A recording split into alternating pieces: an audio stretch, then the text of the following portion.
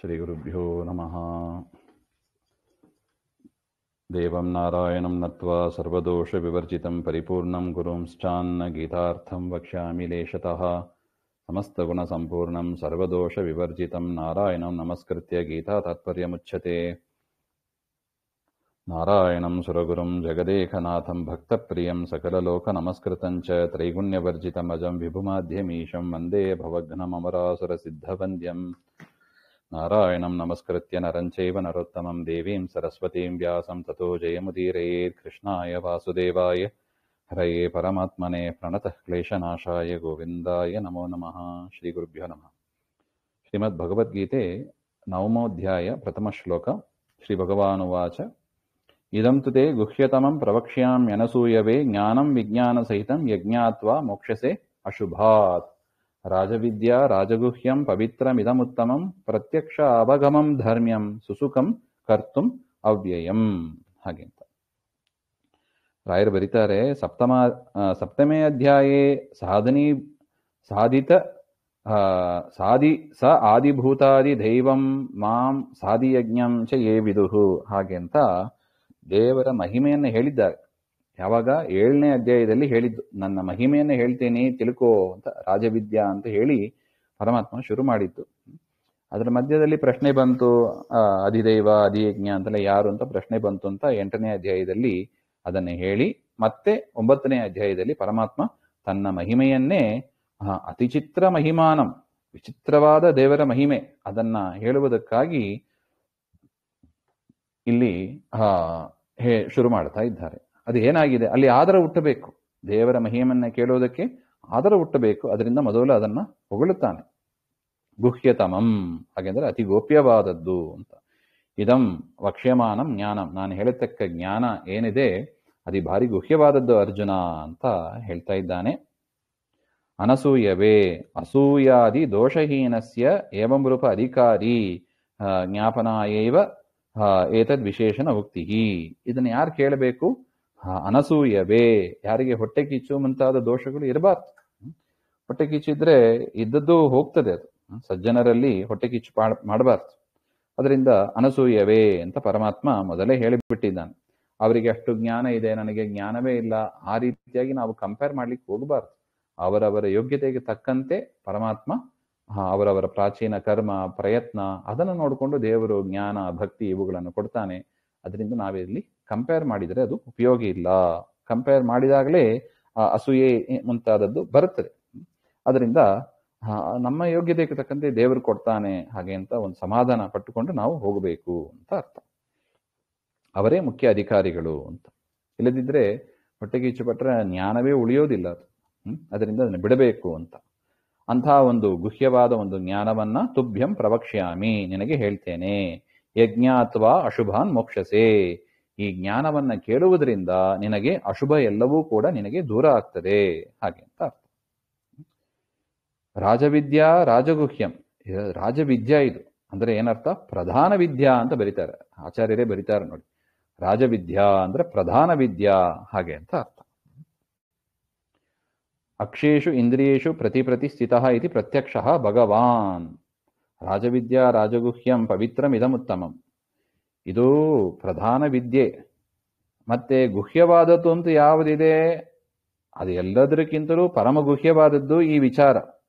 ಮತ್ತು ಇದು ಪವಿತ್ರ, ನಮ್ಮನ್ನು ಪವಿತ್ರ ಮಾಡತಕ್ಕದ್ದು, ಶುದ್ಧೀಕರಿಸತಕ್ಕದ್ದು, ಉತ್ತಮ ಭಾರಿ ಶ್ರೇಷ್ಠವಾದದ್ದು. ಪ್ರತ್ಯಕ್ಷ ಅವಗಮಂ ಅಂತ ಇದೆ ನೋಡಿ. ಪ್ರತ್ಯಕ್ಷ ಅಂದ್ರೆ ಏನು ಹಾಗೆಂದ್ರೆ, ಪ್ರತ್ಯಕ್ಷ ಅಂದ್ರೆ ಏನೋ ಜ್ಞಾನ ಅಂತ ತಿಳ್ಕೊಂಡ್ಬಿಡ್ಬಾರ್ದು. ಇಲ್ಲಿ ಪ್ರತ್ಯಕ್ಷ ಅಂದ್ರೆ ದೇವರು ಅಂತ ಅರ್ಥ. ಅದ ಹೆಂಗ ಅರ್ಥ ಬರುತ್ತದೆ? ಆಚಾರ್ಯರೇ ತಿಳಿಸ್ತಾರೆ. ಪ್ರತ್ಯಕ್ಷಂ ಬ್ರಹ್ಮ ಅವಗಮ್ಯತೆ ಏನತದ್ ಪ್ರತ್ಯಕ್ಷ ಅವಗಮಂ. ಪ್ರತ್ಯಕ್ಷ ಅಂದ್ರೆ ಬ್ರಹ್ಮ. ಹೇಗೆ ಹಾಗೆಂದ್ರೆ ಅಕ್ಷೇಷು ಇಂದ್ರಿಯೇಷು ಪ್ರತಿ ಸ್ಥಿತಃ, ಪ್ರತಿಯೊಬ್ಬರ ಇಂದ್ರಿಯಗಳಲ್ಲೂ ಕಣ್ಣುಗಳಲ್ಲೂ ಪರಮಾತ್ಮ ಇದ್ದಾನೆ. ಅದರಿಂದ ಅವನಿಗೆ ಏನಂತ ಹೆಸರು? ಪ್ರತ್ಯಕ್ಷ ಅಂತ ಹೆಸರು. ಪ್ರತಿ ಅಕ್ಷದಲ್ಲಿ ಇದ್ದಾನೆ, ಪ್ರತಿಯೊಬ್ಬರ ಕಣ್ಣಿನಲ್ಲೂ ಇದ್ದಾನೆ ದೇವರು. ಅದರಿಂದ ದೇವರಿಗೆ ಪ್ರತ್ಯಕ್ಷ ಅಂತ ಹೆಸರು. ಪ್ರತ್ಯಕ್ಷ ಅಂದ್ರೆ ಭಗವಾನ್. ಸಹ ಪ್ರತ್ಯಕ್ಷ ಪ್ರತಿಯೇದು ಸೋ ಅಕ್ಷೇಷು, ಇದು ವೇದದಲ್ಲಿ ಈ ರೀತಿಯಾಗಿದೆ. ಸಹ ಅವಗಮ್ಯತೆ ಏನ, ಈ ಒಂದು ವಿದ್ಯೆಯಿಂದ ಪರಮಾತ್ಮನನ್ನು ನಾವು ತಿಳಿಯಬಹುದು. ಪ್ರತ್ಯಕ್ಷ ಅವಗಮಂ, ಈ ಒಂದು ಅಧ್ಯಾಯದಲ್ಲಿ ದೇವರ ವಿಚಾರವನ್ನ ಚೆನ್ನಾಗಿ ತಿಳಿಯಬಹುದು ಅಂತ ಅರ್ಥ. ಅನೇನ ಅಪರೋಕ್ಷ ಜ್ಞಾನ ಸಾಧನತ್ವ ಮುಕ್ತಂ. ಹಾಗೆಂತ ಈ ಒಂದು ಇನ್ನೊಂದು ಭಗವದ್ಗೀತೆಗೆ 2 ವ್ಯಾಖ್ಯಾನ ನಾವು ನೋಡ್ತಾ ಇದ್ದೀವಿ. ವಿದ್ಯಾಧಿರಾಜ ತೀರ್ಥರು ಅಂತ ಒಬ್ಬರಿದ್ದಾರೆ, ಅವರ ವ್ಯಾಖ್ಯಾನದಲ್ಲಿ ಈ ರೀತಿಯಾಗಿ ಇದೆ. ವಿದ್ಯಾಧಿರಾಜ ತೀರ್ಥರು ಮಾಡಿದ ವ್ಯಾಖ್ಯಾನ ಸಹ ಅವಗಮ್ಯತೆ. ಅನೇನ ಅಪರೋಕ್ಷ ಜ್ಞಾನ ಸಾಧನತ್ವ ಮುಕ್ತಂ. ಈ ಒಂದು ರಾಜವಿದ್ಯೆ ಇದನ್ನ ಕೇಳ್ತಾ ಕೇಳ್ತಾ ಅಭ್ಯಾಸ ಮಾಡಿ ಧ್ಯಾನ ಮಾಡ್ತಾ ಇದ್ರೆ ನಮಗೇನಾಗ್ತದೆ? ಅಪರೋಕ್ಷ ಜ್ಞಾನ ಹುಟ್ಟುತ್ತದೆ ಅಂತ. ಸರ್ವ ಜಗತಃ ಧಾರಕಃ ಇತಿ ಧರ್ಮ ಭಗವಾನ್. ನೋಡಿ, ಧರ್ಮ್ಯಂ ಅಂತ ಇದೆ, ಪ್ರತ್ಯಕ್ಷ ಅವಗಮಂ ಧರ್ಮ್ಯಂ, ಧರ್ಮಕ್ಕೆ ಸಂಬಂಧಪಟ್ಟದ್ದು. ಅಂದ್ರೆ ಧರ್ಮ ಅಂದ್ರೆ ಯಾರು? ಭಗವಾನ್. ಪರಮಾತ್ಮನಿಗೆ ಧರ್ಮ ಅಂತ ಯಾಕೆ ಹೆಸರು? ಹಾಗೆಂದ್ರೆ ಸರ್ವ ಜಗತೋ ಧಾರಕಃ, ಇಡೀ ಜಗತ್ತನ್ನ ಧರಿಸಿದವ, ಧಾರಣೆ ಮಾಡಿದವ, ಅದು ಅವನಿಗೆ ಧರ್ಮ ಅಂತ ಹೆಸರು. ಧಾರಕತ್ವ ಧರ್ಮ, ಎಲ್ಲರನ್ನು ಧಾರಣೆ ಮಾಡ್ತಾನೆ, ಪಾಲನೆ ಪೋಷಣೆ ಮಾಡ್ತಾನೆ, ಅದರಿಂದ ದೇವರಿಗೆ ಧರ್ಮ ಅಂತ ಹೆಸರು. ತದ್ವಿಷಯಂ ಧರ್ಮ್ಯಂ, ಅಂತ ಧರ್ಮ ಅಂದ್ರೆ ಪರಮಾತ್ಮನ ವಿಷಯವಾಗಿದೆ ಈ ಜ್ಞಾನ, ಅದರಿಂದ ಇದು ಧರ್ಮ್ಯಂ ಅಂತ ಅರ್ಥ. ಪರೋಕ್ಷ ಜ್ಞಾನ ಸಾಧನಂ ಅಂತ ಹೇಳ್ತಾರೆ. ನೋಡಿ, ಈ ಜ್ಞಾನ ಪರೋಕ್ಷ ಜ್ಞಾನವನ್ನು ಸಾಧನೆ ಮಾಡುತ್ತದೆ, ಅಪರೋಕ್ಷ ಜ್ಞಾನಕ್ಕೂ ಸಾಧನೆವಾಗ್ತದೆ. ಮತ್ತು ಸುಸುಖಂ, ಸುಖೇನ ಕರ್ತುಂ ಶಕ್ಯಂ, ಹೆಚ್ಚು ಆಯಾಸ ಪಡಬೇಕಾಗಿಲ್ಲ. 2 ಕಿವಿ ಕೊಟ್ರೆ ಸಾಕು, ಮನಸ್ಸು ಕೊಟ್ರೆ ಸಾಕು. ಇದು ಸುಸುಖವಾಗಿ ನಾವು ದೇವರ ಚಿಂತನೆ, ರಾಜವಿದ್ಯಾ, ರಾಜಗುಹ್ಯ ಇದನ್ನು ನಾವು ತಿಳಿಯಬಹುದು ಅಂತ ಹೇಳ್ತಾರೆ.